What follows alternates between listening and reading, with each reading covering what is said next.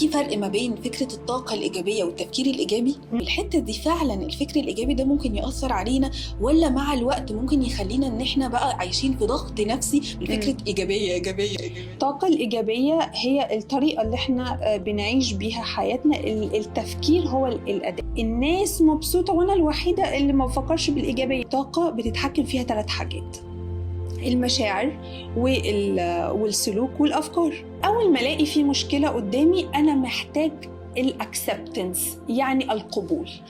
أي مشكلة بنتحط فيها لو ما قبلناهاش ده أول خطوة للتراجع وأول خطوة للفشل.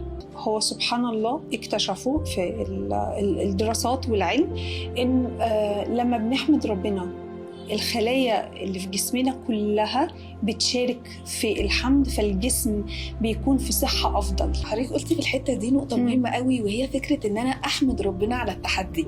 إزاي فكرة إن أنا أحمد ربنا على التحدي يساعدني إن أنا أعدي التحدي ده بنجاح؟ فكرة الاطمئنان أصلاً بيخليني أنا قادرة أعدي من أي حاجة أصلاً بتحصل في يومي. إحنا هقولك على حاجة، يعني مثلاً الأجانب يقولك إيه؟ الجراتيتيود، الامتنان. يبقى فيه دايما ناس كتير ممكن تتفرج على فيديوز اللي هو بقى الحاجات التحفيزيه اللي هو خليك دايما ايجابي. أيوة. والايجابيه بتكون مهمه قوي عندنا، واحنا طبيعي جدا بنمر بالابس اند داونز. يعني في اوقات بنبقى كويسين فيها وفي اوقات بنبقى تعبانين فيها، فده عادي.